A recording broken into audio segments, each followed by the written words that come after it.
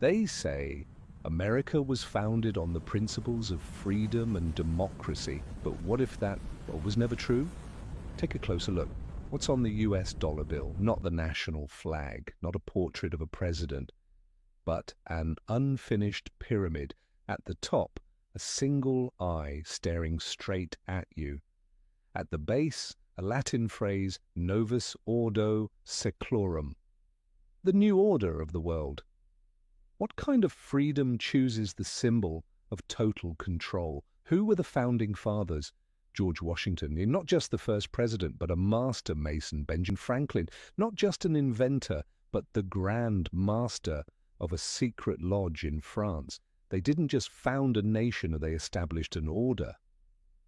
And Washington, D.C., it was designed from the ground up as a giant open-air lodge where the most powerful buildings form Masonic symbols when connected on a map. Is this the capital of a republic, or a temple built for an ancient secret society? Maybe. The American Revolution wasn't the birth of freedom. Maybe it was the elegant unveiling of a hidden control system, built on symbols, powered by rituals, and kept alive through absolute silence. And maybe America was never the land of liberty, but the global headquarters of Freemasonry. A $1 bill, the most ordinary piece of currency in America. But if you hold it up and flip it over, you'll see something strange, an unfinished pyramid, and above it, a single wide-open eye set inside a glowing triangle. Below it reads the phrase Novus Ordo Seclorum. Americans carry this bill every day, yet almost no one asks, why would a modern Christian nation use an ancient Egyptian symbol? Why is the Great Seal written in Latin, a dead language? And why is the all-seeing eye, a symbol deeply tied to secret societies, placed at the very heart of the most powerful currency on earth? The answer, like all answers that are truly unsettling, doesn't lie on the surface. In 1776, when the Declaration of Independence was signed, Americans were told they were breaking free from monarchy. But behind the scenes, a small, silent group was building something else. Not to replace kings, but to control the new system from the shadows. They didn't use weapons, they used symbols. They embedded whispers into the very language of founding documents, whispers only their own could understand. The all-seeing eye, the pyramid, the radiant light from above. These aren't random decorations. They are core symbols of Freemasonry, a secretive fraternity said to have roots in medieval stonemason guilds, but whose rituals trace back even further. Perhaps to Egypt, perhaps to Babylon, or perhaps to something history has deliberately hidden. What's most striking is that the first designers of America's national symbols, men like Charles Thomson, Benjamin Franklin, and Thomas Jefferson, all had deep ties to the Masonic order. Jefferson's involvement is debated, but Franklin's is not. He served as a Grand Master, the head of a powerful lodge in France, where he regularly attended secret meetings alongside Enlightenment philosophers and anti-monarchy nobles. It's hard to believe that these men, architects of modern democracy, didn't know exactly what symbols they were placing on the nation's seal. They didn't choose the eagle by accident. They didn't add a pyramid for aesthetic flair. And they certainly didn't inscribe New Order of the World on the dollar just for decoration. There is a core rule in Freemasonry: he who knows, sees. Symbols are not explained because they don't need to be explained to outsiders. They are signals meant only for those who have awakened, those who have passed through the 3 degrees of enlightenment: apprentice, fellowcraft, and master. To the average person, they're just design elements. To the initiated, they are commands. And so we return to the original question: was America really built on democracy, or on the foundation of a secret society older than the country itself? If this is a land of liberty, then why was the first Declaration of Freedom written in the language of a secret brotherhood? If this is a government of the people, then why were its designers meeting in shadows, swearing oaths of silence, and embedding codes into every national emblem that ordinary citizens were never meant to understand. You might say it's all coincidence, an aesthetic choice, a historical artifact of its time, but do you still believe in coincidence when it repeats itself hundreds of times over centuries? A small symbol in the Declaration of Independence was only the beginning. Because once we start looking closer, we begin to see the same traces everywhere. In official portraits of George Washington, you'll notice something unusual. He's not always wearing a general's uniform or presidential cloak. In some, he's dressed in a white apron, carefully hand-embroidered. But it's not a blacksmith's apron, it's the sacred garment of a master mason, a man who has completed the 3 degrees of enlightenment within the secret order. That apron is one of the most revered symbols in Freemasonry. It doesn't just represent purity, it's a vow of silence, a pledge of loyalty to an invisible order, and a lifelong commitment to an unfinished architecture, a structure that Masons believe they are tasked to build through knowledge and action. And the compass, often paired with the square, it forms the foundation of the Masonic emblem. The compass represents reason and guidance. The square stands for morality, 2 pillars needed to build an ordered society. And the small gavel seen in Masonic rituals. It's not just ceremonial.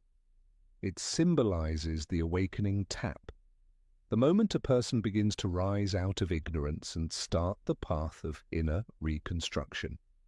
These tools aren't confined to the lodge. They've moved beyond ritual. They've entered politics, embedded in speeches, architecture, and even legislative design. And when Washington wore that apron during the cornerstone ceremony of Capitol Hill, it wasn't symbolic coincidence. On September 18, 1793, during the laying of the first stone of the United States Capitol, George Washington appeared not as president, but as a master mason, wearing the full Masonic regalia, white apron, white gloves, and the badge of his lodge. He didn't perform a civil ceremony. He poured wine, scattered grain, and anointed the stone with oil, according to ancient Masonic rites, not any official state protocol. That moment was captured in paintings, preserved in lodge records, and remembered by eyewitnesses, but strangely, you won't find it in your high school history textbook. Why not? Perhaps because it forces us to ask uncomfortable questions. Was America truly built as a secular republic? Or was it born through rituals, symbols, and silent oaths, not tied to any religion, but to a secret fraternity with roots deeper than Christianity itself? It wasn't just Washington. Benjamin Franklin was also a high-ranking Mason, Grand Master of the Supreme Lodge of France. He once praised Masonic philosophy as a guiding light for all mankind. In Paris, during late-night gatherings with Enlightenment thinkers, Franklin didn't just discuss diplomatic strategy. He talked about creating a new world order, one where reason, not bloodline, would determine power. And if you look closely, you'll see that reflected in the very structure of the United States, a nation with no king, no official church, no inherited throne, but a constitution that grants power through light and the light of human reason. Sounds very Masonic, doesn't it? But there's something even more subtle. When the Founding Fathers wore white aprons, they weren't just declaring their membership in a secret society. They were saying they were builders, not builders of houses, but of systems, of society, of an order, an unfinished structure they called the United States of America. And if they were the builders, then who was the architect? That is the question no one has dared to answer. To understand how the Freemasons came to wield such deep influence over American history, we need to return to the beginning. How did Freemasonry make its way to the New World? There was no grand procession, no army escort. This secret society didn't arrive with weapons. It arrived with symbols and with an extraordinary purpose: to plant order where there was chaos. The true origin of Freemasonry remains a mystery. Some scholars believe it emerged from medieval cathedral builders' guilds in Europe, groups responsible for the great Gothic cathedrals of Chartres and Salisbury. These structures weren't just architectural feats, they were physical embodiments of sacred symbolism. These builders formed tightly guarded brotherhoods with their own codes, rituals, and a strict rule. Only the enlightened were taught the craft. But there is another version of history, one less frequently told. It suggests that Freemasonry is a descendant of far older mystery schools, tracing back to ancient Egypt, Greece, or even Babylon. These weren't just builders of stone, they were architects of worldview. By the 17th century, when sacred temples were no longer being constructed, these brotherhoods shifted focus. They began to build people. Their mission became social reconstruction through philosophy, symbolism, and the radical idea of individual liberty. Freemasonry became a gathering place for nobles, scholars, merchants, and thinkers, people who no longer found freedom in the church, but also refused to bow to monarchs, and, from England, Scotland, and France, Masonic lodges began spreading quietly across Europe. When Europeans crossed the Atlantic to colonize the New World, Freemasonry crossed with them. But they didn't come as missionaries, they came as seed planters to cultivate a new society built on liberty, free from the grip of thrones and popes. The first Masonic lodge in North America was established in 1733 in Boston under the charter of the Grand Lodge of England. Its founder, Henry Price, was a cloth merchant, but also a Mason authorized to bring the light to the new continent. Soon after, lodges appeared in Philadelphia, New York, Charleston. Not long after that, names like George Washington, Paul Revere, and John Hancock would become members. But what's truly notable is this: Freemasonry didn't limit itself to nobles or scholars. It recruited people of practical influence: printers, silversmiths, local generals. They weren't looking for royal blood. They were looking for builders, people with the potential to shape. It's no coincidence that nearly every major colonial capital had at least one active lodge operating quietly in the background.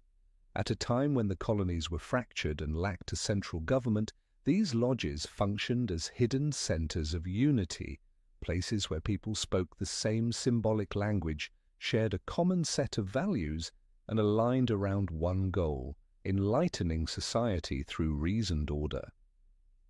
So when revolution erupted, the Masons were already in position. They didn't need to seize power, they had laid the foundation long before. Some scholars have even raised a provocative question: did the 13 colonies truly rise up against Britain spontaneously, or was the entire movement premeditated, coordinated in secret lodge meetings from Boston to Philadelphia? We have no leaked blueprint to confirm that. But the symbolic alignment, shared language, and interwoven networks among the revolution's key leaders, it's hard to write that off as coincidence. Freemasonry didn't come to the New World with armies. It came with ideas. It quietly took root, lodge by lodge, person by person. And among those early seed planters of this hidden order was a particularly unique name, a man who was both scientist and silent architect of a new world: Benjamin Franklin, a man who didn't just unlock the secrets of lightning, but also built bridges between lodges on both sides of the Atlantic, using a power that was never written on parchment. Franklin is widely remembered as a symbol of the Enlightenment, the man who invented the lightning rod, improved the printing press, and skillfully persuaded France to join America's war for independence. But there's another side of him, one that's rarely mentioned in school books and perhaps deliberately forgotten. He was a Grand Master, the highest-ranking Mason in a powerful French lodge. This isn't speculation, it's documented history. In 1779, while serving as America's ambassador to France, Franklin was appointed honorary Grand Master of the Lodge Les Neuf Sœurs, one of the most influential Masonic lodges in Europe, a gathering place for the intellectual and political elite who opposed monarchy. The name The Nine Sisters didn't just evoke the arts. It reflected a deeper mission: to redefine society using the light of reason. There, Franklin met Voltaire, Diderot, Condorcet, thinkers who helped shape the ideological foundations of both the French and American revolutions. But these meetings weren't public. They took place behind closed doors, and the discussions weren't just about politics, but about a new global order, a concept deeply embedded in Freemason writings of that era. What's striking is this: Franklin wasn't just an honorary guest. He presided over Masonic ceremonies. He initiated new members. He helped design symbols, mottos, and contributed to the philosophical blueprint for building not just a country, but a social experiment rooted in the teachings of a secret order. So the question arises, did Franklin serve his country or his lodge? Or to him, were those one and the same? Some scholars have debated whether Franklin was a kind of ideological spy for Europe. But maybe the truth is more complex. He wasn't spying for anyone. He was a link, a bridge between two worlds. One, the old world crumbling under royal rule, and the other, a new world rising from the ashes, built not on scripture, but on the symbols of masonry. In private letters, Franklin once wrote, "Freedom is not just a right, it's a construction. And every construction needs a builder who can read the blueprint." You might think he was being philosophical, but if you're a Mason, you'd understand. The blueprint he spoke of is the great architect's plan, the sacred design that members swear to build, not with words, but through quiet, deliberate action. While in France, Franklin helped establish several new lodges, including ones that actively recruited officers, merchants, and intellectuals preparing to journey to America. So in many ways, Franklin wasn't just forging military alliances, he was constructing a transatlantic Enlightenment network. And when he returned to America, he brought back not only aid, but an entire ideology wrapped in symbols, vows, and philosophies that were never meant to appear in any official document. So the next time you look at a portrait of Benjamin Franklin, you may see the warm smile, the glasses in hand, the grandfatherly gaze. But don't forget, that man sat in meetings without records, debated ideas that were never written down, and helped birth a nation like no other in history. He wasn't just a founding father. He was one of the invisible architects of an order, one we still may not fully understand today. Franklin laid the ideological foundation for a new America, not just through diplomacy or science, but through the symbols of a secret fraternity he represented. But Franklin wasn't alone.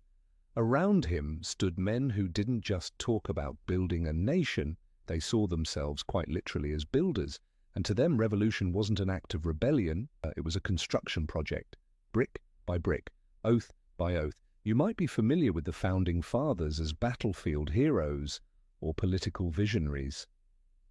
But what few remember is that many of them were actual builders, not of homes, but members of the Freemasons, the ancient and accepted order of Freemasons. And they weren't a fringe group. According to historical records, more than 50% of senior officers in the American Revolutionary Army were Masons.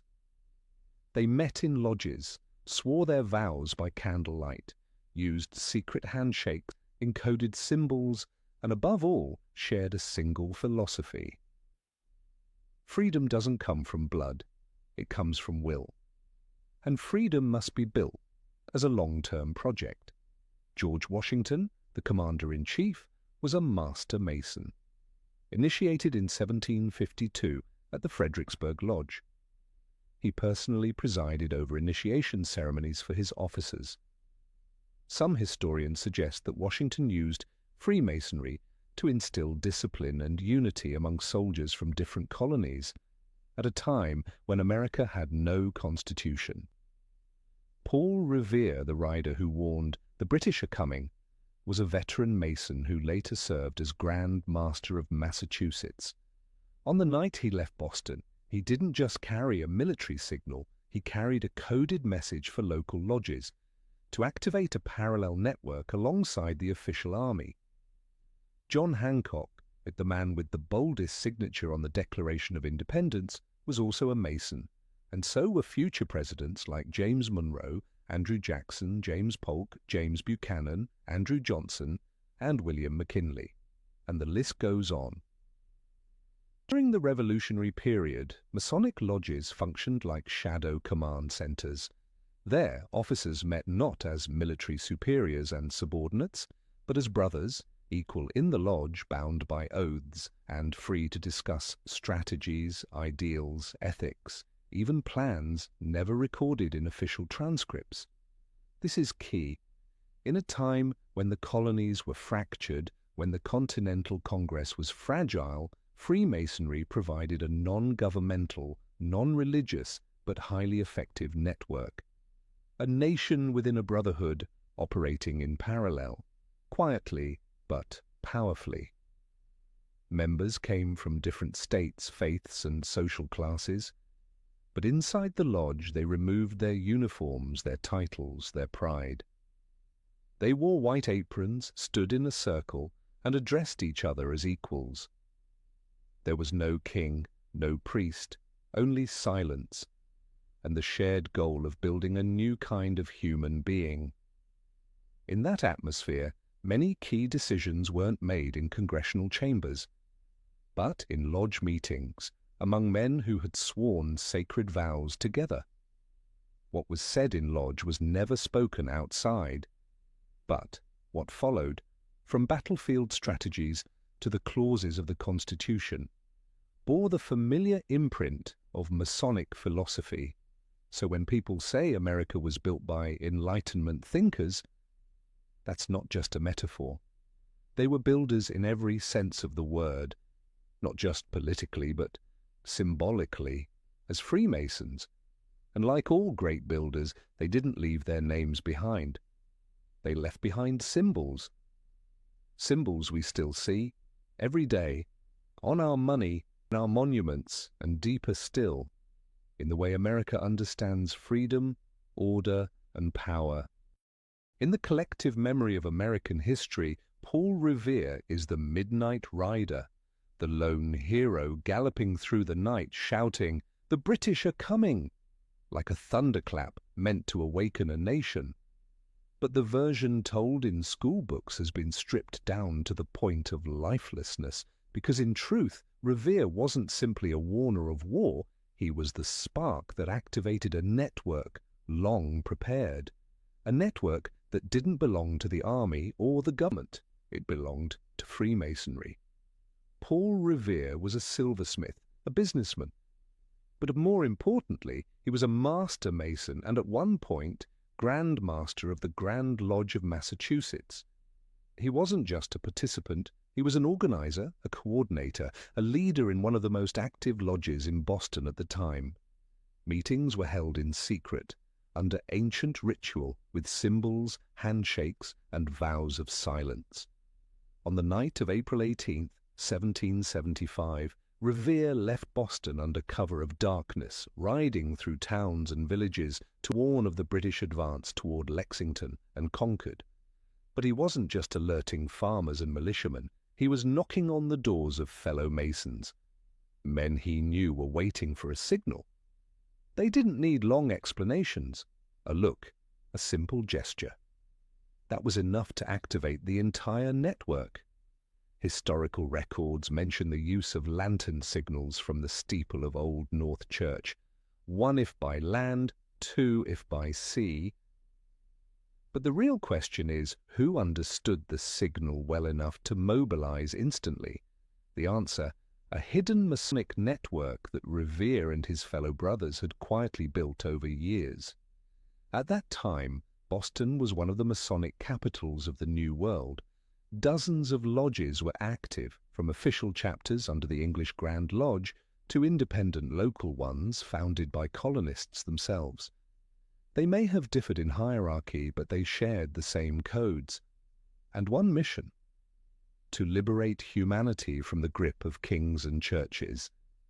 When Revere knocked on doors that night, he wasn't doing it randomly. He knew exactly who had taken the oath, who was responsible for spreading the next signal, who had the means to rally the local militia. This wasn't the lone act of a folk hero.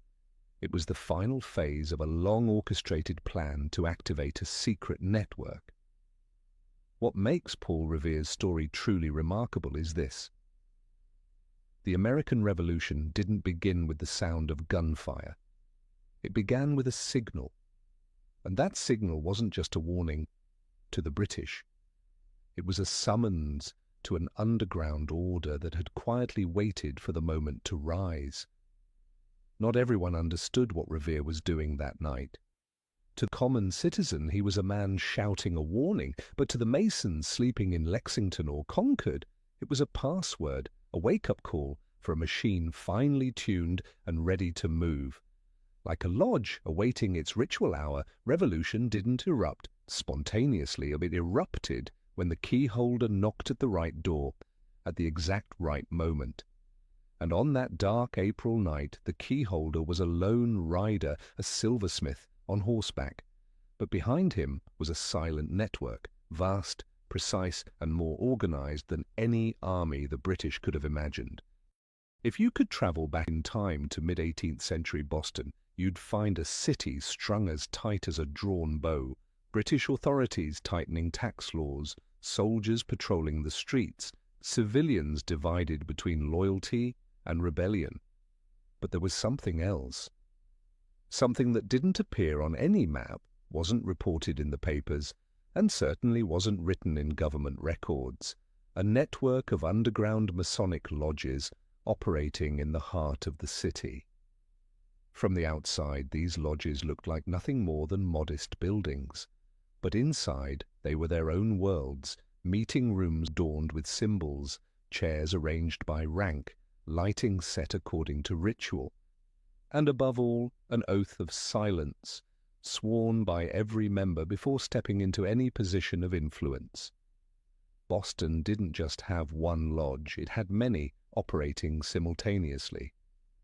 Some were officially aligned with the British Grand Lodge, loyal to the Crown, but others, like St. Andrew's Lodge, were locally founded, gathering American Masons who were slowly separating themselves from British control. In those American lodges, the debates weren't about whether revolution should happen, but about when it should begin. What made these lodges dangerous to the British wasn't their size. It was how they operated outside the reach of all political systems. A lodge wasn't a party, it wasn't a church, it wasn't a military unit, so it couldn't be regulated, shut down, or disbanded under any official law. That's why British officers stationed in Boston were deeply uneasy about this invisible force, even though they could never prove anything tangible, and their fears were justified, because the lodges were filled with men of real influence, wealthy merchants, sharp lawyers, skilled printers, silversmiths, carpenters, men who didn't appear on political rosters but who shaped public sentiment. They didn't command with power, they led through internal respect, built through ritual, trials, and a code of trust. Even as Boston came under military occupation, the lodges continued to operate. Not publicly, but not entirely in hiding either. Meetings moved to members' homes or to taverns with private cellars, like the Green Dragon Tavern, considered by many the nerve center of the American Revolutionary Movement. It's widely believed that the Sons of Liberty, the grassroots organization that helped ignite the revolution, was born there, and unsurprisingly, many of its members were Masons: Paul Revere, Joseph Warren, John Hancock, and very likely Samuel Adams. The lodge meetings weren't just philosophical discussions about liberty. They were operational, financial planning, message routes, spy networks, even weapon preparations, all concealed under the simple banner of a fraternal meeting. No minutes, no press coverage, no direct evidence. Just a strange synchronicity between lodge decisions and official political developments, as if another mind was quietly steering things from the shadows. And here's the most remarkable part. The British knew, but they couldn't stop it. They couldn't arrest all the members of Wabah because they didn't know who they were. They couldn't ban the lodges. There was no legal cause, and they certainly couldn't infiltrate because no one outside the initiated could even understand the codes. Boston, through the eyes of Freemasonry, was not an occupied city. It was a chessboard. And while the British believed they held the king, the lodges were already moving the pawns, the rooks, and the bishops into place. So by the time the first shot rang out at Lexington, every piece was exactly where it needed to be. On April 30th, 1789, George Washington stood on the balcony of Federal Hall in New York City, placed his hand on a Bible, and took the oath of office to become the first President of the United States. The crowd cheered. Flags waved. History remembers it as the defining moment of modern democracy. But there's something almost no one ever mentions. The Bible Washington swore upon did not belong to the government, nor to any church. It belonged to a Masonic lodge, more precisely, St. John's Lodge No. 1 under the Grand Lodge of New York. It was their Bible that was borrowed for the ceremony, because the new federal government simply didn't have one ready. But that's just the tip of the iceberg, because many of the men organizing the inauguration, and many of the ones standing beside Washington that day, were also Freemasons. And if you look closely at paintings of the event, you'll notice something subtle. Washington is wearing white gloves, standing in the ritual posture of a Mason, with his right hand placed on an open Bible, turned to Genesis, the chapter of beginnings. A symbolic detail, but to a Mason, it's unmistakable. America had just been initiated through a Masonic rite of origin. Some records even claim that when Washington finished his oath, he bowed his head and quietly added the phrase, "So help me God," a phrase commonly heard in Masonic initiation ceremonies, though not required by the U.S. Constitution. You might say, perhaps it was just coincidence, but then you learn that Washington personally presided over the largest Masonic ceremonies of his time, that he wore the apron, donned the gloves, poured the wine, and scattered the grain during the cornerstone laying ceremony of the United States Capitol, an ancient Freemasonry ritual symbolizing the founding of a new order. And perhaps most telling of all, it was Washington himself who allowed the Masonic lodges to continue operating publicly after the Revolution, even though no law required him to do so. He remained silent on the matter, letting them exist as a parallel structure to government, so long as they served the interests of the Republic. So now we must ask the uncomfortable question. George Washington, the father of the nation, in that sacred moment, who was he really swearing his oath to? To the people, of course. But he had also taken oaths years earlier, inside a lodge, before brothers who called one another by coded names. And in the Masonic system, an oath is never taken lightly. Once sworn, it is eternal. Perhaps that is why Washington refused a crown, why he declined a third term, why he walked away from personal glory, not simply out of humility, but because he had already pledged himself to a greater construction project, what Masons call the Temple of Reason. And if that's true, then America, from the very moment of its birth, was never just a nation.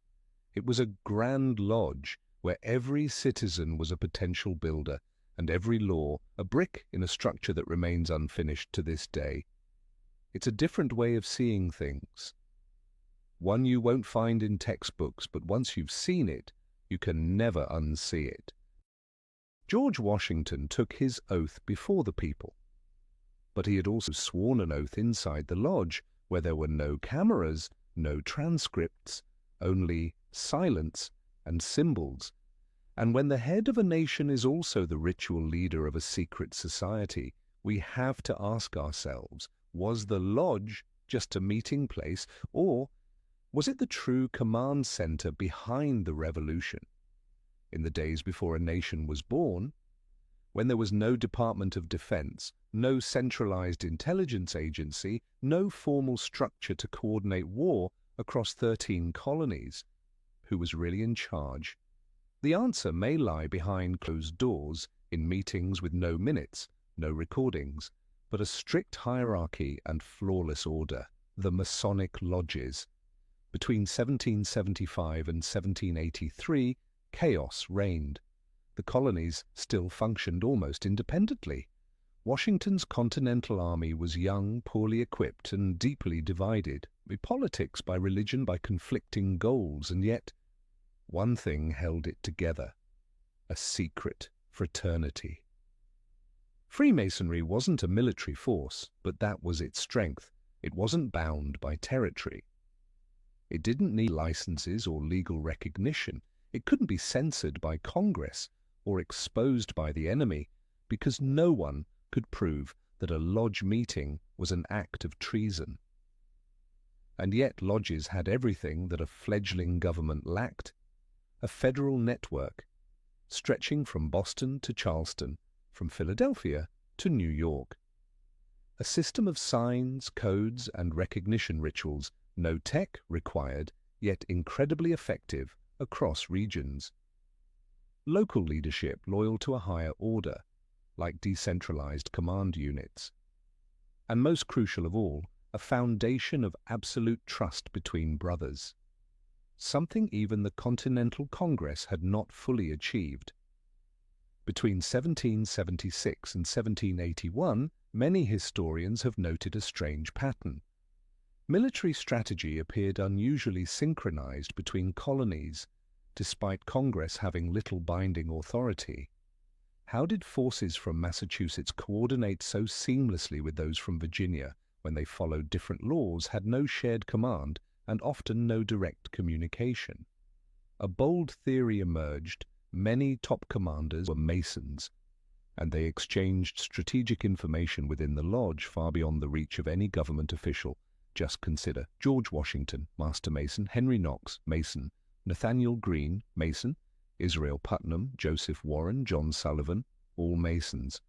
On the battlefield, they may have disagreed politically, but inside the lodge they stood as equals. They called one another brother and pledged their loyalty to something higher than any nation, a shared order. You could call it coincidence. But coincidence doesn't explain why so many intricate plans were never intercepted by the British at a time when there were no telegraphs, no phones, no encrypted messages. So who passed the intelligence, who drew the maps, who coordinated the moves? The lodge wasn't just a place for philosophy. It was a space with the people, the trust, and the structure to act. And once an oath was made, members were willing to risk everything to protect the common construction. If that's true, then Freemasonry wasn't just a spiritual army.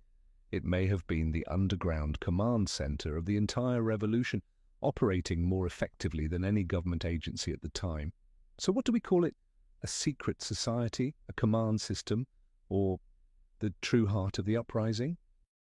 If the lodges were the hidden brain coordinating the revolution, then they needed a nervous system, a way to transmit signals quickly, accurately, and without a trace. And the secret fraternity had just that. Long before anyone imagined the telegraph or military intelligence, no maps, no passwords barked across the battlefield, just signs, oaths, and couriers without names, recognized instantly wherever they went. Before Morse code, before telegrams, before the United States had a single intelligence agency, there already existed a fast, reliable, and unbreakable system of communication. No wires, no encryption, no official documentation. It ran on something deceptively simple: recognition between two people by a single handshake. This was the Masonic network, and it may have been one of the first covert communication systems of the American Revolution. Freemasonry didn't operate like a military unit. They had no formal ranks, no clerks taking notes, no paperwork left behind. But what they had was what every intelligence network dreams of: passwords, symbols, silent signals, and, most critically, anonymous couriers wearing no uniforms, holding no rank, yet able to pass freely, with support at every stop. A Mason could cross through multiple colonies without carrying any documents. If caught, he had nothing that could be used against him. But if he reached a lodge in a town where he needed to be, all it took was a chalked symbol on a wooden table, a head tilt at just the right angle, or a special greeting, and he would be recognized and trusted, no questions asked, because every man there had sworn the same oath at the start of his journey, an oath stronger than any government contract: do not betray, do not reveal, do not ask why, just act. This explains why, throughout the Revolutionary War, the British repeatedly failed to disrupt communication between rebel forces. It wasn't because the Americans had better technology; they had no technology. What they had were lodges, safe houses for messengers who didn't write, didn't speak, they simply arrived at the right place at the right time. From Massachusetts to Pennsylvania, from Virginia to South Carolina, lodges functioned like living relay stations, places where news of British troop movements, arms stockpiles, or orders from Washington himself could be passed along without a trace. And if anyone ever wondered, how did militias seem to know troop movements before official word arrived? How did ambushes get set up before orders were even issued? The answer might lie not in a general's tent, but in a craftsman, a tavern keeper, or a wandering doctor, someone who had once knelt before a Masonic altar and sworn his oath in silence. Some evidence even suggests that Masonic couriers infiltrated the British ranks using universal lodge signals shared across both sides, because there were Masons on both the American and British sides, and when those symbols were used at just the right moment, they could allow a patriot to walk through enemy lines undetected. A double-edged sword, but wielded with masterful precision. You won't find their names in the history books, no medals, no statues, no official recognition. But without them, battles would have failed. Orders would have never been delivered, and critical decisions might never have reached the right hands in time to make a difference. When war called for speed, they sent nameless men. When the age demanded wisdom, they sent someone with a pen. Not everyone carried a rifle. Some carried a pen. And in the world of secret societies, a book isn't always written to persuade the masses. Sometimes it's written to awaken those who've taken an oath. Thomas Paine was one of those men, and the Age of Reason wasn't just a declaration, it was a cipher. Thomas Paine, a familiar name in American history, a voice of reason in the storm of revolution. His work, Common Sense, inspired tens of thousands to rise against British monarchy. But the book that truly terrified religious authorities wasn't Common Sense, it was another one, The Age of Reason. Released while Europe still trembled in the shadow of the Church, this book didn't just attack organized religion, it called on humanity to return to reason as the only source of light. Paine wrote, "My religion is to do good." He rejected theology, denied divine authority, and boldly declared, "My God does not write books." Clergy called it blasphemy. But inside Freemason lodges, the Age of Reason passed from hand to hand like a secret document, an unofficial manifesto of Masonic philosophy, written not in code, but in words with two layers of meaning. Read it closely, and you'll see that Paine wasn't calling for the destruction of spirituality. Quite the opposite. He believed in a great creator, a phrase echoed in Masonic rituals, where God isn't defined by scripture or shape, but as the great architect of the universe, the one who designed the laws of reason, balance, and order. Paine was never officially confirmed as a Mason, but his writings are filled with unmistakable Masonic themes. He called reason the true light that guides mankind. In Masonry, light is the second degree after one is initiated. He emphasized individual liberty rooted in morality, aligned with Masonry's belief in self-construction. He used the term natural order, the foundational concept of an ideal society in every lodge. Paine also lived in France, where he was closely connected with prominent Masons involved in the French Revolution, many of them friends of Benjamin Franklin, Grand Master of the Paris Lodge.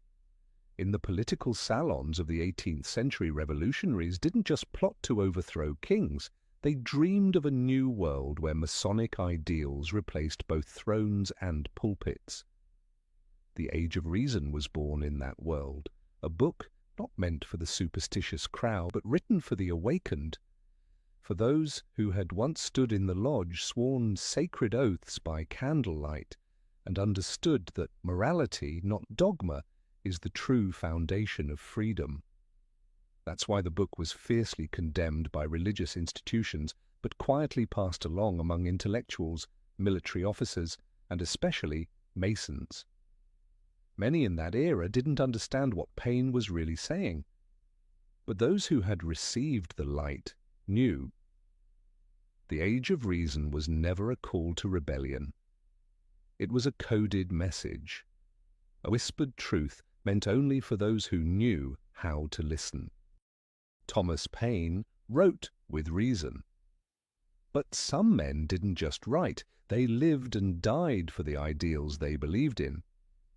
In the shadow of Bunker Hill, while gunfire still echoed and no flag had yet been raised, one Mason fell like a soldier and was buried like an unknown. But in the world of the secret fraternity, his name was never forgotten. Joseph Warren, a silent symbol of loyalty at a time when history hadn't yet decided who to remember. His name doesn't appear on currency. There is no national monument bearing his face. American children don't learn his story in school. But in Masonic lodges across Boston, New England, and beyond, Joseph Warren is spoken of with almost sacred reverence. He wasn't just a physician, a political activist, a general in the colonial militia. He was a Mason, and he died keeping his oath. On June 17, 1775, the Battle of Bunker Hill erupted. British troops marched on Charlestown in overwhelming numbers. The American rebels, mostly untrained militia, took cover behind makeshift fortifications. Joseph Warren had just been appointed a general, but he had not yet assumed command. He could have stayed behind, observed, given orders from safety, but he didn't. He stepped onto the front lines, shouldered a musket, and fought as a common soldier until he fell like a warrior. His body was later identified by British officers. And because Warren had been a prominent political leader in Massachusetts, they deliberately desecrated his remains as a warning to others. He was dumped in a shallow grave, no funeral, no honors, no flag. To official history, that was the end of his story, a promising figure lost too early, overshadowed by names like Washington or Adams. But to the Masonic lodges, that was only the beginning. Warren had been a core member of St. Andrew's Lodge in Boston, one of the most critical lodges in the pre-revolutionary years. He wasn't just a Mason, he had served as Grand Master of the local Grand Lodge, a title reserved only for men of real influence and trust within the community. When news of his death reached the lodges, memorial rituals began, not once, but every year. For decades, lodges across Massachusetts held silent ceremonies in his honor, commemorating the brother who died while fulfilling the vow to serve a higher order beyond oneself. Even in 1825, 50 years after his death, Marquis de Lafayette, the French hero of both the American and French revolutions, visited Warren's grave in Boston. He knelt, took a handful of earth, and said, "This is the soil of a great man." It was not a political gesture. It was a deeply symbolic act, and quite possibly, a Masonic rite. So why is Joseph Warren not honored more widely like other founding fathers? Perhaps because he died too soon, before he had the chance to sign the documents that would immortalize others. Or perhaps because his true role lay within a network history doesn't dare name: Freemasonry. A man standing at the intersection of medicine, politics, warfare, and secret fraternity, and who gave his life at the very moment history needed silence more than celebration. But to the Mason, he's never forgotten. Each year, on June 17th, in lodges across Massachusetts, a candle is lit. His name is not shouted, but in the soft glow of the lodge they remember. There are heroes who need no statues. They have oaths, and a permanent place in the quiet memory of those who know how to look beyond the veil of history. Joseph Warren fell before the United States was even born. But his brothers in the lodge continued the journey. And when the smoke of war finally cleared, they didn't just rebuild a nation, they began drafting the first blueprint for a new order. The Constitution was written, it's not just by statesmen, but by men who had once sworn oaths in silence, by candlelight, to an ideal that reached beyond even the Republic itself. So we must ask, who really wrote the U.S. Constitution, and what did they place inside it that we still haven't fully seen? The U.S. Constitution, appraised as the pinnacle of democratic thought, transparency, and rule of law. But few realize that many of its framers were deeply connected to a secret fraternity that had existed long before America did: Freemasonry. The Constitutional Convention of 1787 took place in Philadelphia. Inside Independence Hall, 55 delegates from 12 states gathered over several months to reimagine the foundation of a new nation. But the people in that room weren't just politicians, lawyers, or slaveholders. An astonishing number were high-ranking Masons. George Washington, who presided over the convention, was a master Mason. Benjamin Franklin, the oldest and arguably most influential delegate, was a Grand Master in France.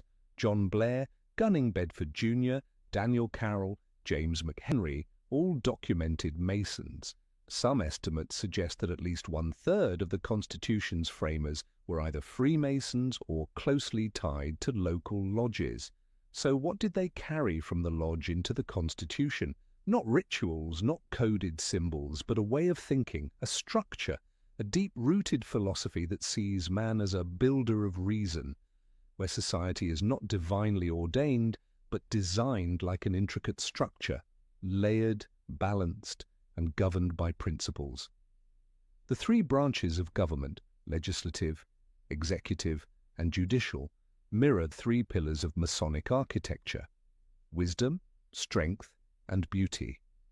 The separation of powers and mutual oversight reflect the degree system within Masonry: entered apprentice, fellow craft, and master Mason, each with its own boundaries, rituals, and truths, and none allowed to progress without being enlightened.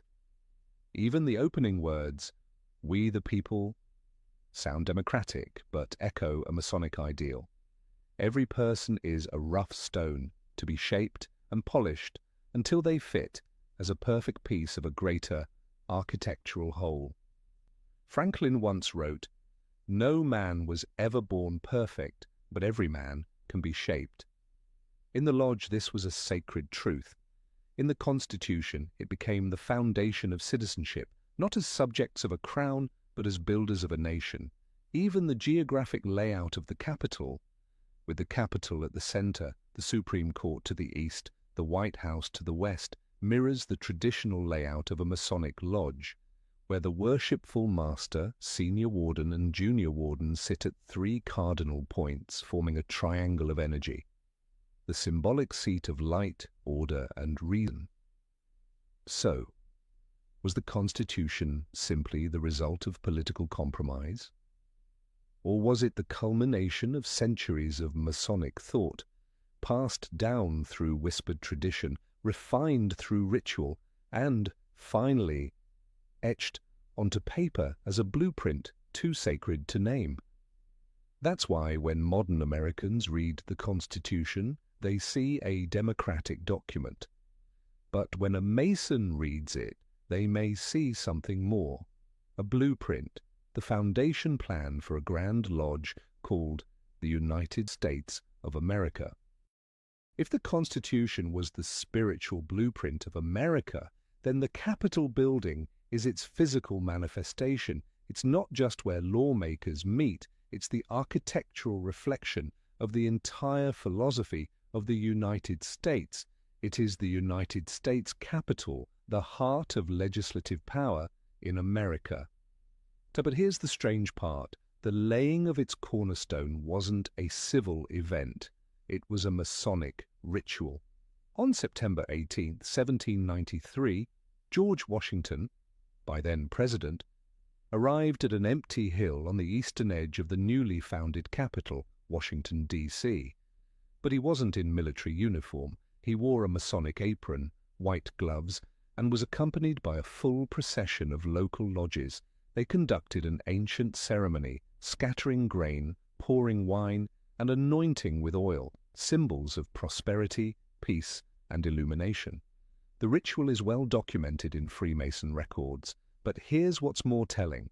There is no record of any U.S. government objection, no replacement ceremony. It was accepted as a natural part of laying the foundation of democracy. And from that ritual, a building rose, not just made of stone and marble, but of symbols. The original Capitol building, with its domed rotunda east-facing front and stairways climbing toward the sunrise, resembles an ancient Greek temple, a place where one ascends toward light. That wasn't by accident.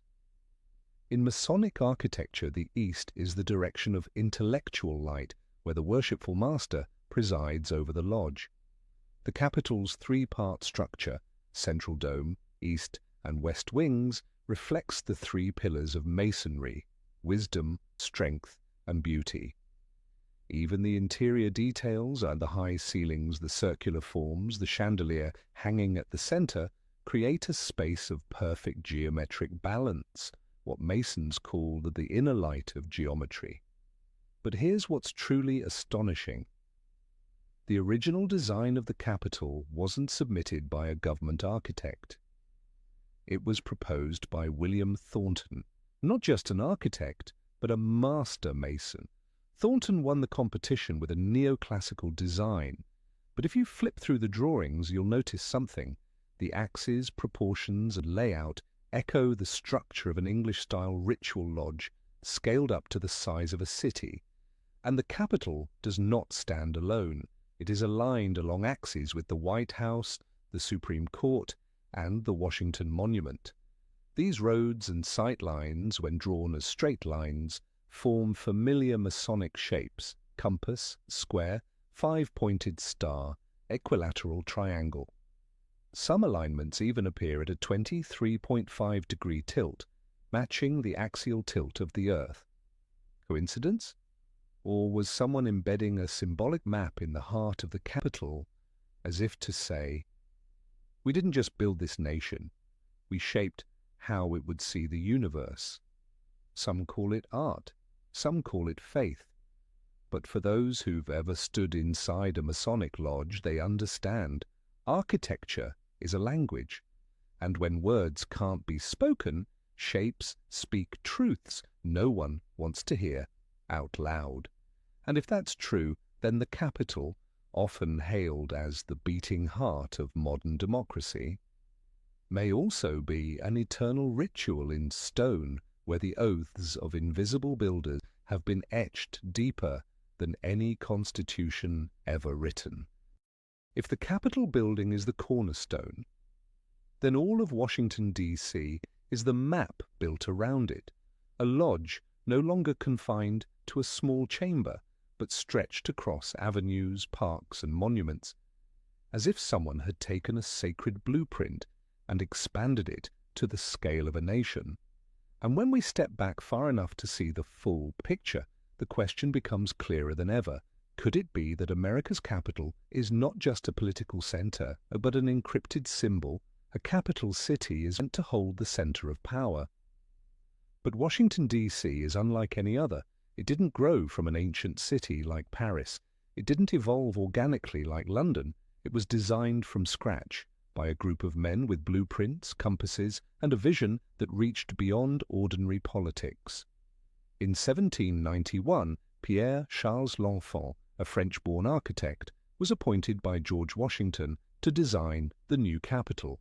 But L'Enfant didn't work alone. He was advised and supported by members of the provisional government, many of whom were high-ranking Masons, and from the very first drafts, Washington, D.C. bore strange, unexplained features, avenues intersecting to form 5-pointed stars. Primary roads aligned exactly with the east-west axis. The empty spaces between government buildings forming equilateral triangles, hexagrams, even the iconic compass and square symbols. When you connect the dots on a map, coincidence? No one said it aloud, but original blueprints clearly show the Capitol, the White House, the Washington Monument, and the city's major plazas were not randomly placed. They were positioned so that when viewed from above, they formed a gigantic symbolic map, invisible at street level, but undeniable from the sky. A lodge in the open. Take the Washington Monument, for example, a towering 555-foot obelisk centered on the Capitol Lincoln Memorial axis. Its shape mirrors that of ancient Egyptian obelisks, symbols of the sun, ascension, and masculine force, a central image in many Masonic rituals.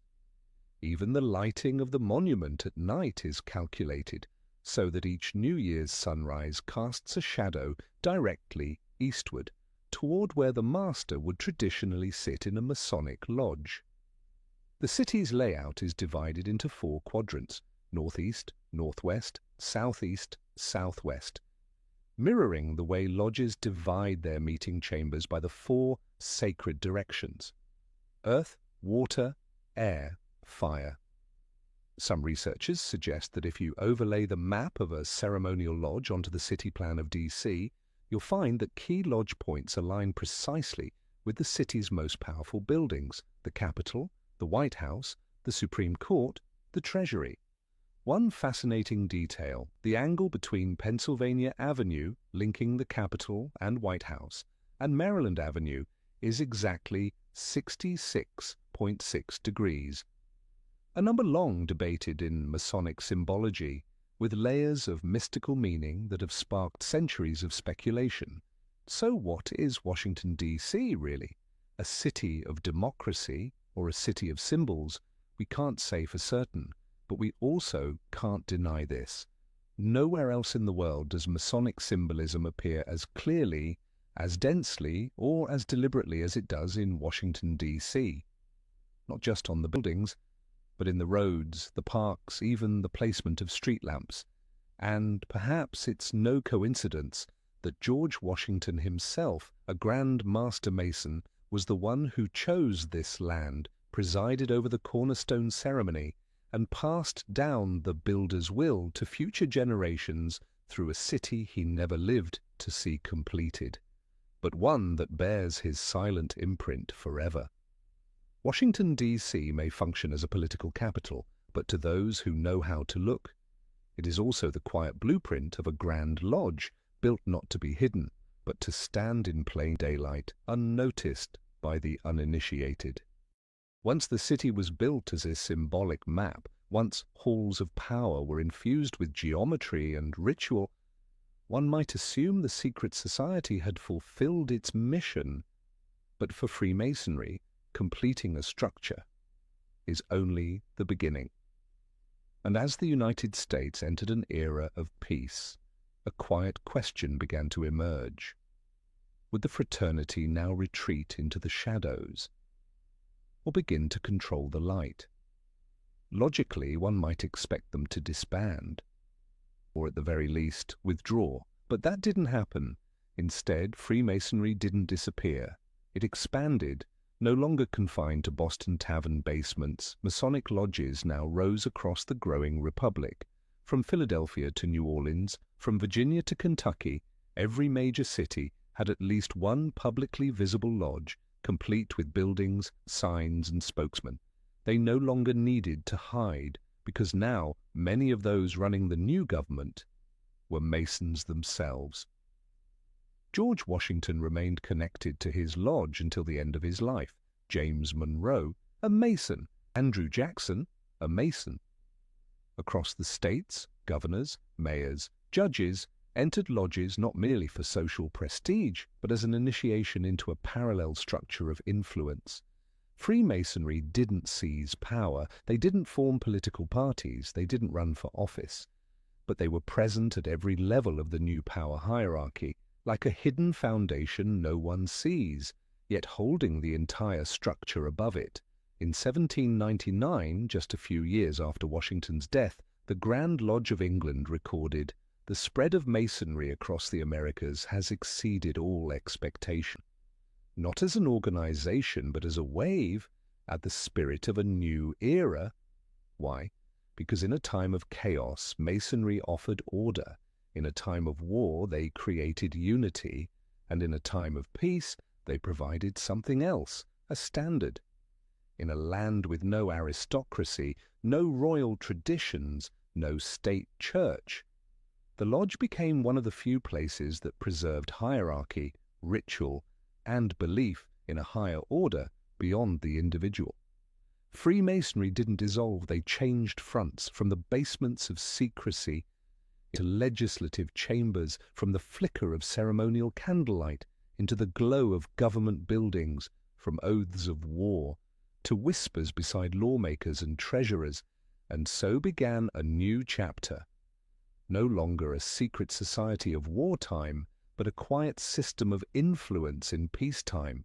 As they no longer needed to hide, they moved silently into new seats of power, not through political slogans, but through personal influence and a network of trust forged during the Revolution.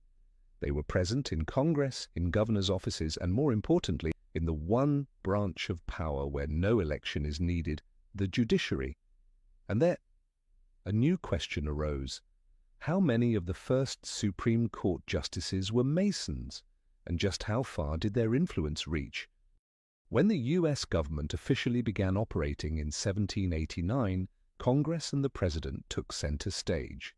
But in a quieter corner, away from the noise, the elections, and the spotlight, another institution was born, one that would wield supreme power over constitutional disputes for centuries to come, the Supreme Court. And just like the other branches of government, Freemasonry was not absent. John Jay, the first Chief Justice, had no confirmed Masonic record, but his successor did. John Marshall, and the longest-serving Chief Justice in U.S. history, the man who laid the foundation of modern judicial power, was a master Mason. Marshall had served as an officer in the Continental Army, fought alongside George Washington, and was a member of Richmond Lodge No.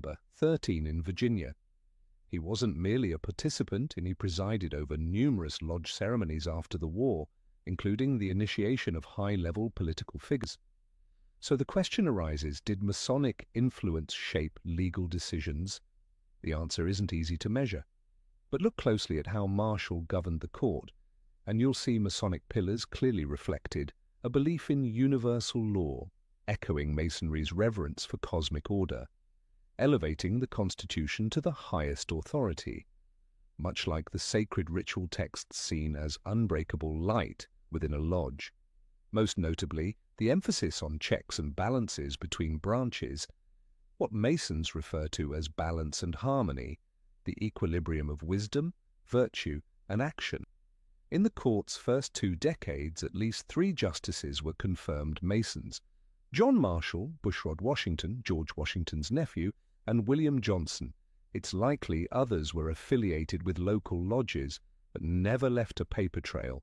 In true Masonic tradition, no need for recognition.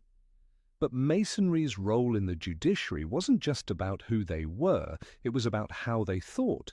Freemasonry is a world of ritual, order, and philosophical reflection, where every word, every gesture is weighed like evidence in a courtroom. So when Masons stepped into the American legal system, they brought with them an ancient mental framework. Never judge in haste, never act from emotion, always seek the light, the truth, between opposing extremes.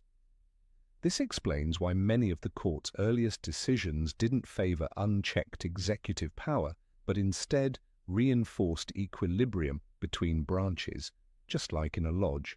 No man holds absolute authority. All must answer to the rule of law, the foundational stone that no one may break. Thus, the judiciary wasn't where Freemasonry launched a revolution. It was where they guarded the architecture of revolution in silence. While politics stirred, while administrations rose and fell, the courts remained. The Masons' stone column at the center of the American temple, unshaken. When Freemasons entered the Supreme Court, they didn't just carry legal knowledge, they carried a world view, a sense of structure, a devotion to symbols. Because in Masonry, not everything must be spoken aloud. Some truths are best engraved in stone. And while the court preserved the legal framework, it was the national symbols, carefully chosen, that may represent the Masons' most permanent message. So now we must ask, the eye on the dollar, who is it really watching? And the Great Seals, is it just a symbol, or the encoded signature of an order that never declares its name? You hold a US dollar bill every day. You trade it. You store it. You spend it. But have you ever stopped to really look at it? Because on the back of the Great Seal of the United States, there are details that are far from accidental. An unfinished pyramid, a single radiant eye hovering above it, and a Latin phrase from antiquity, Novus Ordo Seclorum, a new order of the ages. The question is, why this symbol? Why not an image of freedom, justice, or the people? Why a pyramid, an ancient emblem of mystical Egypt with no direct connection to American history? And why is the top of the pyramid floating, detached, leaving a gap between the foundation and the eye? To answer that, we must go back to 1782, when the Continental Congress officially approved the seal's design. 3 separate committees had offered different proposals. In the final group, including Charles Thomson, William Barton, and most notably Benjamin Franklin, a Grand Master of the Masonic Lodge in France, the pyramid appeared for the first time. No one ever publicly explained why. But in Masonic ritual, the pyramid represents a work in progress, an ideal structure humanity is still striving to complete. The detached capstone is a declaration. The order is unfinished. And the eye above, the Eye of Providence, is a widely recognized Masonic symbol representing the great architect of the universe, watching over the actions of Earth's builders. The Latin phrase below is even more revealing, Novus Ordo Seclorum, not a slogan of the French or English revolutions, but a term widely used in Masonic circles of the time to refer to a rational order, a new structure not built on monarchy or divine right, but on human design, reason, and hierarchy. A new order, but new in what sense? A freer society, or one constructed by a secretive fraternity, complete with levels, symbols, and oaths that no outsider is ever meant to understand? Even the pyramid's 13-step. They match the original 13 colonies, yes, but also carry sacred meaning in Masonry, symbolizing transformation, death, and rebirth. And on the eagle's side of the seal, above its head, is a 6-pointed star formed by 13 smaller stars, a figure some interpret as the Seal of Solomon, an ancient symbol found in Masonic rituals dating back to the 1600s. All of this could be coincidence. But if you believe that a group of men designed Washington, D.C., using Masonic blueprints, laid the Capitol's cornerstone in a Masonic ceremony, and wrote the Constitution infused with Masonic philosophy, then the idea that they chose the Great Seal simply because it looked nice becomes highly unlikely. When a national symbol begins to resemble a coded message, the real question isn't where were they present, but rather, what were they doing behind the major events of history? And just a few decades after the US gained its independence, another war erupted. But this time, it wasn't against a distant monarchy, it was between former allies. In the shadow of the War of 1812, the fraternity remained. But who were they now, comrades, or a third force, fighting not for a flag but for an order? 1812. The United States, now an independent nation, returned to the battlefield, but this time it wasn't fighting colonial rule. It was fighting its former sovereign, the British Empire. According to official history, the War of 1812 was about freedom of navigation, national honor, and control of Western territories. But beneath those surface-level justifications, there was another layer, a layer few dare to mention, the parallel presence of Freemasonry on both sides of the war. America had Freemasons, but so did Britain. On the battlefields of 1812, two lodge systems operated simultaneously. One under the United Grand Lodge of England, the other under the independent Grand Lodges of America. So what happened when brothers of the same ritual tradition faced each other across enemy lines? There are scattered records suggesting that in certain cases, when British and American officers recognized one another as Masons, they quietly postponed engagements or even released prisoners of war, without involving official channels. These actions didn't come from governments. They came from a silent code between lodge members. In theory, Freemasonry is non-political, but that's exactly why it can operate outside the battlefield, as a third force, fighting not for a flag, but for the continuity of an order that transcends national borders. Why does this matter? Because the War of 1812 wasn't just a conflict of guns and treaties, it was a clash between two versions of Freemasonry. On one side, the British model, loyal to the Grand Lodge in London, structured, hierarchical, and closely aligned with royal influence. On the other, the American Masonic experiment, independent, adaptable, rooted in Republican values and individual liberty. This war may have served as the final split between the Old World Masonic lineage and the emerging self-governing network of American lodges. And yet, something strange happened.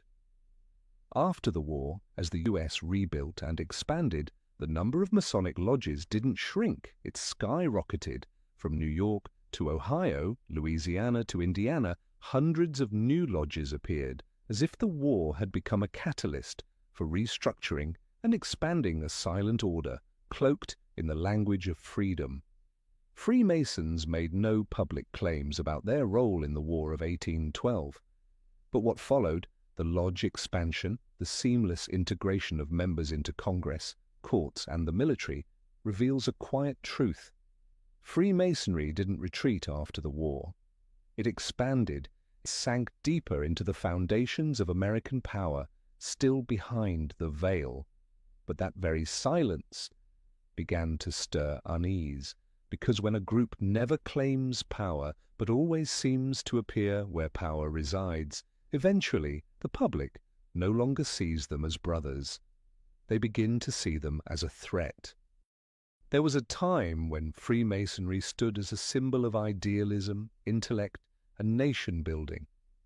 But as the 19th century dawned, that image began to crack. And then, within the span of just one short decade, the secret society that once stood behind the Founding Fathers became the target of public condemnation. What happened? It wasn't the revelation of a grand conspiracy. It wasn't a failed coup.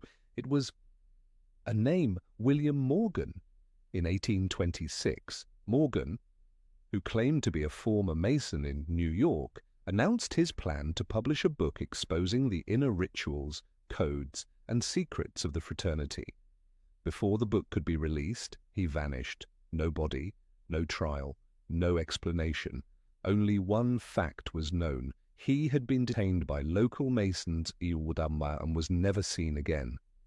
This incident sparked the first anti-Masonic wave in American history. The public was outraged. Newspapers denounced the fraternity.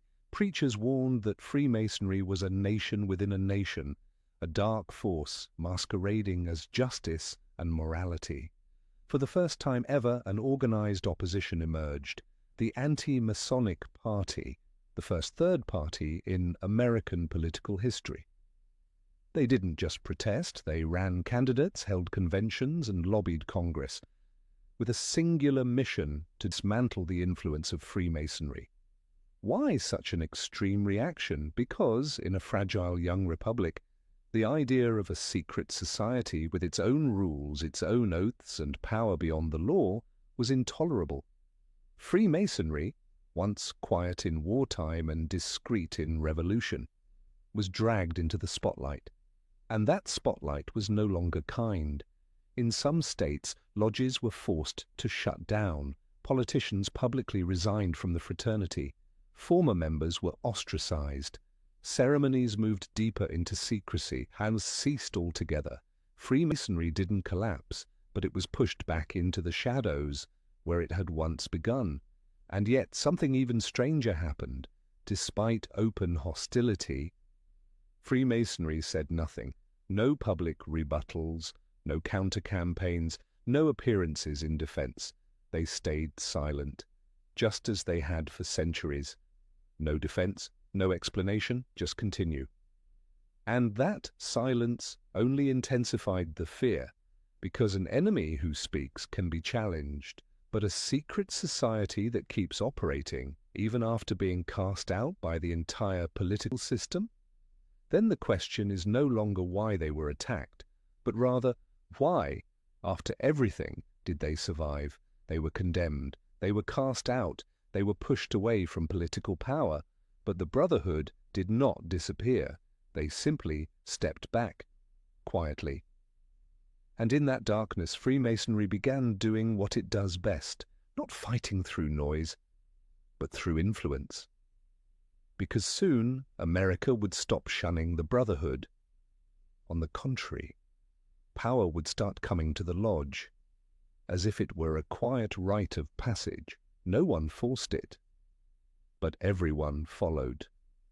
And Freemasonry, once denounced as a dangerous force, slowly became a kind of soft state religion for the American ruling class. No nation has ever declared Freemasonry as its official religion, but throughout the 19th and early 20th centuries in the United States, something extraordinary began to unfold. The men who rose to the highest levels of power, presidents, judges, generals, governors, were, more often than not, also men who had stepped into the lodge. There were no laws requiring it, no formal invitations.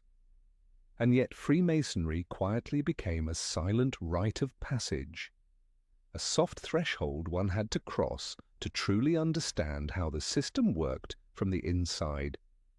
After the wave of public backlash following the William Morgan affair, the Brotherhood didn't fight back. They didn't wage a public battle. Instead, they chose the oldest strategy: to rise from beneath. In small towns across the country, the lodges stayed open.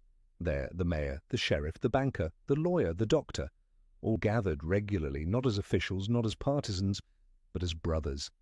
No party lines, no slogans, just oaths, rituals, and a structure that quietly forged an unofficial yet unbreakable network. By the end of the 19th century, unofficial estimates showed over 60% of U.S. governors were Freemasons. Nearly half of all state Supreme Court justices had ties to the lodge, and most notably, 7 out of the next 10 U.S. presidents after Washington had direct or indirect connections to Freemasonry. William McKinley, Mason. Theodore Roosevelt, Mason. Franklin D. Roosevelt, Mason. Harry S. Truman, not just president, but also Grand Master of the Grand Lodge of Missouri. Why did they join? No one could say for certain. No one was forced, but somehow everyone went. Because the lodge wasn't just a place of initiation, it was a school of leadership. In the lodge, one learned how to speak slowly, clearly, solemnly, how to stay silent, the right time, how to operate within a system of hierarchy where no one skipped ranks and every ounce of authority came wrapped in ritual. Over time, Freemasonry ceased to be a mystery to the elite. It became a quiet starting point for those who wanted to go deeper. It wasn't mandatory, but if you didn't enter the lodge, you'd always remain just outside the real game. The press of that era began calling the Brotherhood by many names: the second government, the parallel power. But the most common phrase came from insiders themselves: the soft state religion. No churches, but rituals. No Bible, but lodge laws. No priests, but thousands of men quietly devoted to the light of reason and living by it. This wasn't hard power, this was foundational power. The kind that never shows up on television, isn't written in any constitution, but is present in every closed room where major decisions are made. And so people began to understand Freemasonry didn't need to seize the nation by force. All it had to do was set the standard and watch as every person in power willingly adhered to it. As Freemasonry became the silent standard of influence, entering the lodge no longer felt optional. It became something of a second birth for those who wanted to rise further. And by the 20th century, this pattern extended far beyond politics, into the military, intelligence, and the centers of global power. Generals, presidents, strategists, before they commanded the fate of the world, they once knelt before candlelight, took a vow in silence, and stepped through a door with no name. The 20th century is remembered for war, crisis, and decisions that reshaped the world. But while history records the names of presidents, generals, and world leaders, few have noticed that many of them, before they became national icons, were members of an organization never mentioned in the Constitution: Freemasonry. This was not a coincidence. It was a pattern, subtle, consistent, and repeated across generations of leadership. Franklin D. Roosevelt, the wartime president of World War II, a Mason. Harry S. Truman, the man who ordered the atomic bomb, not just a president, but also Grand Master of the Grand Lodge of Missouri. Douglas MacArthur, legendary commander of the Pacific Theater, a Mason. J. Edgar Hoover, director of the FBI for nearly 50 years, holding America's domestic intelligence network in his hands, a Mason. And they weren't just casual members. Many of them participated in private rituals held far from the public eye. No media, no official records. Just symbols, oaths, and unwritten looks. Why would the most powerful men in the world step into an ancient organization with no army, no budget, no voters? The answer lies in what Freemasonry offered: a space where power is stripped of politics and returned to symbolic structure, where every decision's balance between wisdom, ethics, and order. Inside the lodge, a president is not a president. A general wears no rank. Everyone is simply a brother. And it is precisely this artificial equality that gave the powerful a rare sense of safety. But because of that, Masonic initiations in the 20th century became increasingly secretive. The public had begun to suspect. The press had begun to investigate. And the more powerful the lodge became, the harder it was to maintain the illusion of being apolitical. So the ceremonies moved behind closed doors, inside state capitals, the private homes of Grand Masters, even, according to some rumors, inside military bases or restricted government facilities. No announcements, no cameras, only whispered recollections or internal records never meant to see the light of day. There were rumors that some Cold War decisions were first floated within the lodge, that presidents-in-waiting were privately morally evaluated before entering the White House, that closed-door meetings between world leaders began from Masonic ties spanning nations. No one confirmed these things, and no one denied them. Because the Brotherhood doesn't operate like a conventional institution, they don't control power. They shape how the powerful think, speak, and act. It's not brute force. It's ritual power, where a major decision might begin not with a vote, but with an oath whispered by candlelight. When the most powerful men of the 20th century stepped into the lodge, they didn't just join a tradition. They entered a structure that had survived for centuries without ever collapsing. And while presidents and generals eventually fade from office, something remains. A quiet force that operates, connects, and restructures without ever needing to stand in the spotlight. So today the question is no longer, who was a Mason? It is, who now holds the keys to that entire system? For more than 3 centuries, Freemasonry has had no president, no supreme commander, no written constitution declaring its ultimate authority. And that is exactly what makes the question so difficult. Who is really coordinating this network? Who makes the decisions? Who chooses who gets in and who stays out? When we speak of power, we usually imagine clear offices, official titles, and visible chains of command. But Freemasonry doesn't operate that way. Its system functions more like a network of veins, flowing just beneath the skin of global power. Each country has its own Grand Lodge. Each U.S. state has its own Grand Lodge. But behind all of them lies a web of international connections, not publicly declared, yet quietly maintained by high-level representatives from each lodge. There is no leader of world Freemasonry, but in every generation certain individuals emerge, known quietly as the ones holding the keys. Not through elections, but through respect, personal influence, and the ability to preserve the lodge's structure according to ancient tradition. Take, for example, the early 20th century. Albert Pike, a legendary figure in American Freemasonry, was widely seen as the spiritual architect of the entire Southern Masonic system. He held no executive office, yet every major decision passed through him, from philosophical doctrine to degrees of initiation. His book, Morals and Dogma, became the spiritual blueprint for countless Anglo-Saxon lodges around the world.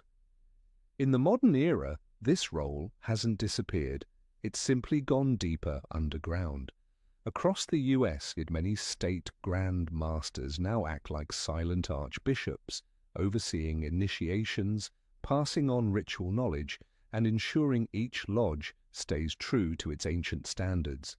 Some of these individuals, never mentioned in media, are known within the network by a quiet title: the silent architects.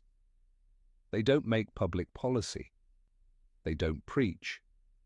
They do one thing only: they maintain the structure, so that those in power, whether politicians, generals, or billionaires, must all enter properly, swear the correct oath, and adhere to the same principles. What kind of power is this? Not the power to rule, but the power to preserve. You'll never see it, but if they let go, the whole thing collapses, perfect, because no one else knows how to hold it together. Today, lodges still operate across America and the world. The rituals continue, the initiations continue, the succession continues. But it has all grown quieter, smaller, more discreet. Not because it has weakened, but because it has blended so deeply into the architecture of modern power, you can no longer tell where government ends and where the lodge begins. And so the old question returns, but this time with a sharper edge. Who really controls power in this age? A government? An international body? Or a network that's existed for centuries and still operates, even if its name appears nowhere at all? From a faint symbol on the Declaration of Independence to secret rituals behind 20th century war rooms. Freemasonry doesn't appear as a separate institution, but rather as the foundation beneath the entire structure of the American system. You could say it's all coincidence, that the triangles in government buildings are just aesthetic, that the presidents who were Masons simply joined because everyone did back then, that the eye on the dollar bill isn't watching anyone, that the unfinished pyramid was simply never fully drawn. You could absolutely believe all of that. But if history has taught us anything, it's this. Real power is never loud. It doesn't need to win elections. It doesn't need to appear on the evening news. It only needs to be present, where decisions are made, and turn those decisions into unspoken default. When people hear the word Freemasonry, they often think of America, a country where its symbols appear openly from paper currency to the Capitol building. But the truth is, this secretive order didn't begin in America, and it never truly belonged to just one nation. Freemasonry is a global network. Its roots stretch deep into Europe, and its branches have extended across continents, from Britain, France, and Germany, to colonies in Asia, Africa, and South America. So the question is, in the modern world, does Freemasonry still carry the spirit of those idealistic builders from the American Revolution? Or has it evolved into something else, quieter, harder to recognize, present everywhere, yet belonging nowhere? In England, the Grand Lodge remains active, one of the oldest centres where rituals and rules are still preserved in their traditional form. In France, Masonic lodges are more fragmented, some leaning toward theology, others toward political philosophy. Across Africa, Freemasonry often intertwines with post-colonial elites in power. In Asia, particularly in India, the Philippines and Singapore, it thrives among intellectuals, entrepreneurs, and military circles. Today, Freemasonry takes many forms. In some places, it functions as a charitable society. In others, as an elite social club, where politicians and businessmen gather beyond the reach of public scrutiny. And in certain corners of the world, it still resembles a shadow system operating alongside official governments, much like it once did in 18th century America. There's one truth that's difficult to deny. Most nations with complex political histories, especially former colonies, have gone through periods where Freemasonry quietly stood at the center, but stayed hidden. Yet in the 21st century, this global order now faces a paradox. In the West, it's often viewed as outdated, overexposed, mythologized, even mocked. In the East and the global South, it still lives discreetly among the elite, but without the Enlightenment ideals it once claimed to uphold. Some say Freemasonry today is just a shell. Others say it's fragmented, no longer a unified force. But perhaps the more important question is this: if a secret society can survive over 300 years, through wars, revolutions, empires, and technology, then maybe it no longer needs to look the same. Because once a network becomes big enough, deep enough, and global enough, it doesn't need to preserve its old forms. It only needs to stay present, stay respected, and remain the place that power continues to turn to in times of uncertainty. So maybe the real question isn't, is Freemasonry still what it was during the American Revolution? But rather, is the world today still operating under the same principles, just in a different form? Freemasonry never needed to control the government. They only had to sit long enough, deep enough, in the quiet rooms behind closed doors, until the world outside began operating exactly as they had designed. You won't hear them declare anything, because true power doesn't need to speak. This story wasn't told to accuse anyone. It's not about exposing a grand conspiracy.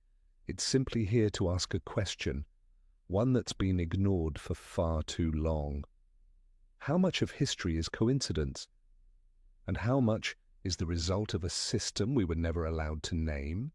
Maybe it doesn't matter whether the lodge still exists today. Maybe what matters more is this: we've been living in a world shaped by symbols, rituals, and silent oaths, long before we ever learned how to ask questions.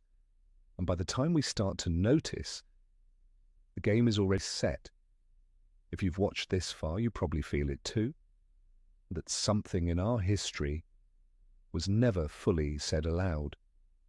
So what do you think?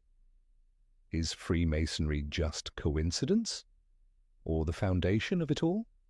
Leave a comment below. I'd love to hear your perspective.